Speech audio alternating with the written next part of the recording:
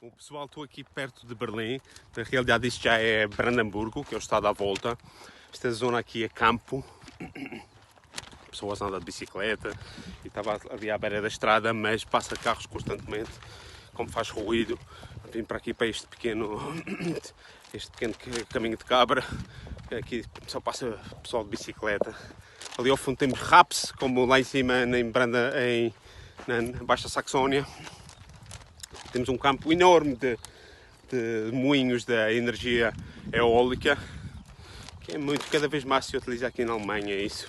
E eu queria falar exatamente deste segundo episódio da parte da migração de interesses dos industriais do petróleo para as energias renováveis. E então escolhi este cenário, que é um cenário ecológico e natural. Olha ali o Raps, o campo de canola. Então eu tenho aqui umas cábulas, porque eu estive aqui a passar diretamente dos meus conhecimentos da cabeça para aqui para o papel e tive que ir à internet também buscar alguns dados que têm a ver com bolsa e com toda essa coisa que eu não entendo muito, mas que nos demonstram claramente que aqui há algo que está a passar no mundo da energia a nível mundial. Bom, para pôr dentro de uma perspectiva histórica, para entender, eu gosto muito de história, porque a história eu acho que nos ajuda a compreender até que ponto, porque é que estamos no ponto que estamos, político, social, e ajuda um pouco a prever o futuro, apesar disto ser tudo uma coisa muito volátil, e poder haver, por exemplo, este vírus aparece de uma forma surpreendente, imprevista e que muda tudo. Portanto, há que ter em consideração esses fatores. Eu tinha sempre uma ideia de que isto algum dia ia acontecer alguma coisa.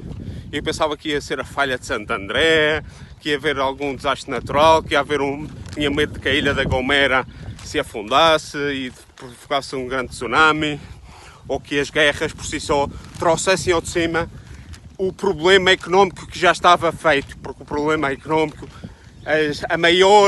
cada vez maior desigualdade entre ricos e pobres, entre norte e sul, já estava aí para ser explorada por um catalisador. Olha, agora é este vírus e é isto que vai fazer aqui uma grande mudança.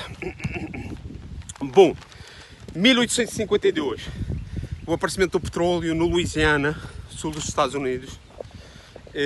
Eu julgo que é um marco fundamental na história, porque a partir daqui se vai criar uma aliança entre a indústria, uma aliança natural entre a indústria e aqueles que se vão dedicar à extração, refinação, produção de petróleo. Olha ali o Raps, aqui tem uma cabaninha de vigia, não sei como é que isto funciona, mas é bonito, isto aqui é bonito, isto é natureza.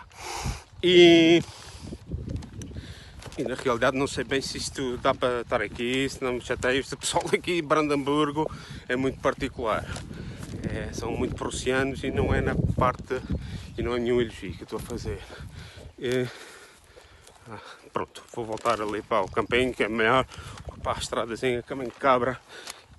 E estávamos aqui a falar do Louisiana, do aparecimento do petróleo, de como é que estes anglo-saxónicos protestantes que dominavam os Estados Unidos, toda esta mentalidade dos WASP, fazem um assambarcamento total do Texas, roubam o Texas ao México, como é que depois, de uma forma ainda por cima traiçoeira, totalmente, depois que tomam conta da Califórnia. O mundo há um karma. Agora os mexicanos têm na mão provavelmente a próxima eleição e podem decidir quem é que vai ganhar a presidência. Bom, enfim, esse é um à parte.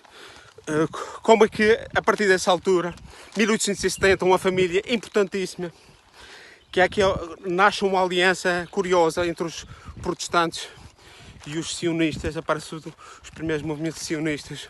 Rockefeller, 1870, Standard Oil. Em 1990 e pico, estava em Lisboa, conversando com o meu tio, que era uma pessoa que percebia destas coisas. Ele disse que o Rockefeller tinha campos de petróleo na União Soviética do Stalin.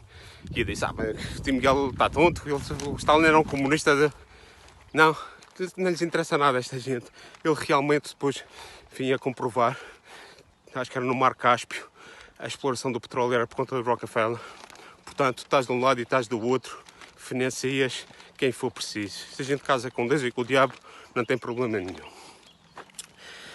Aqui mais umas datas, 1944, acordos de Bretton Woods, criação do FMI, todas essas estruturas globalistas ao sabor dos interesses deste pessoal do petróleo.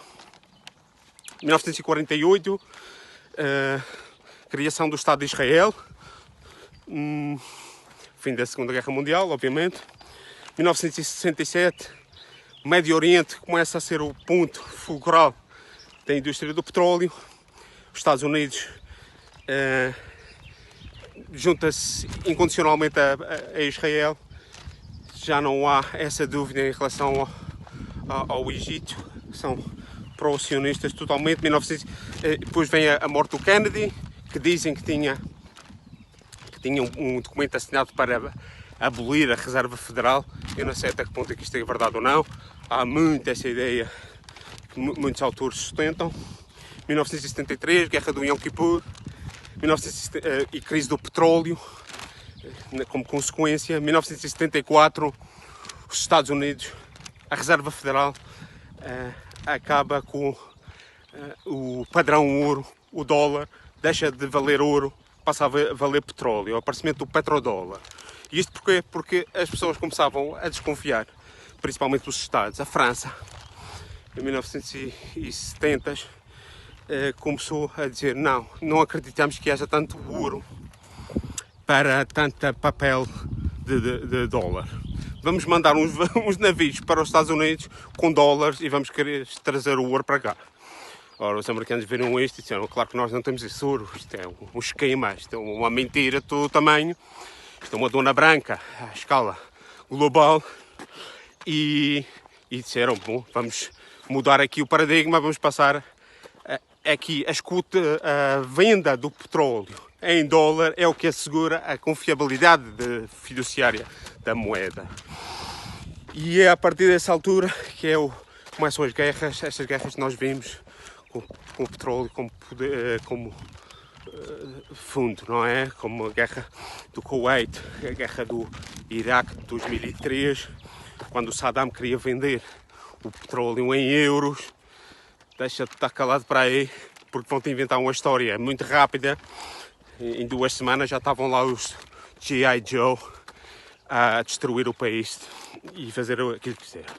E, claro, os europeus, muita gente, principalmente os americanos, os europeus não engoliram muito esta história, mas os americanos, absolutamente ignorantes, a ler a imprensa dele, financiada por esta gente, acreditou que havia armas, sei lá, aquelas mentiras todas deles, para manter o segundo maior produtor, que era o Iraque, dentro do dólar. Aqui sobre isto haveria muito mais outras coisas. Isto é um fio condutor para entender o papel do petróleo. Agora, isto já vai com 8 minutos. Vou ver se aqui há mais algum dado que eu possa falar. Isto é basicamente um mundo que nós vivemos desde então, dominado pelos interesses dessas famílias. São famílias anglo-saxónicas, protestantes. Todas as grandes petrolíferas mundiais, agora são 4 porque fundiram-se entre elas. A Exxon fundiu-se com a Mobil, a Conoco desapareceu, a Texaco não sei qual é agora. Houve umas grandes alianças das 7 grandes, 7 irmãs. Ficaram 4, mas são todas, só a Shell é que tem uma parte que é holandesa, que é aliada com os ingleses. British Petroleum, depois tem a Total, que é francesa, mas não é das 4 maiores. Portanto, aqui há um paradigma que, claro, para sustentarem tudo isto, havia outros atores importantes, a Arábia Saudita, a Rússia, a Venezuela, que nunca puderam, tinham que forçosamente trabalhar dentro do esquema anglo-saxónico. Porquê?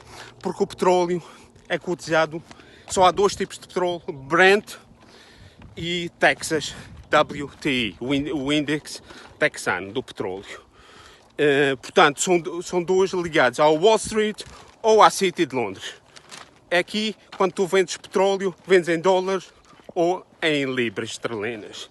E desta forma tu asseguras um sistema que está dentro da alçada política anglo-saxónica, e quando isto não serve, há por trás a NATO, os aliados, as armas, enfim, tudo aquilo que nós vimos como é que eles puderam assegurar, ou seja, a chantagem como medida de assegurar monopólio. Portanto, isto é que é o preço do petróleo, não é um preço simplesmente de oferta e procura. Seria muito simples, é muito mais complexo do que isso. Há um facto geopolítico, depois há as sanções, há os embargos, há todo aquele esquema, o sistema que eles fizeram para controlar potências emergentes, como o Irão, uma também das grandes produtoras, Rússia, e agora aparece a China. E claro, o paradigma está mudando, porque a China é agora também uma potência militar, continental, potência de petróleo, e quer entrar, pela via tecnológica, quer entrar na parte fiduciária, na parte da moeda, controle monetário, o seu sistema monetário. E eu julgo que vai ser puramente eletrónico, aproveitando toda este caos trazido pelo vírus. Querem entrar no sistema e vamos ver qual é a reação. Isto vai ficar para o próximo capítulo. E ver como é que as potências, as grandes petrolíferas estão passando para as renováveis. Como a China está passando para as renováveis também. É o país que tem mais investido nas renováveis. Mas isso fica para o próximo capítulo. Já vai em 12 minutos e meio. Já vai demasiado. Fica aqui um contexto histórico para a mudança de paradigma na energia mundial. Aqui num cenário de natureza verde centro-europeu.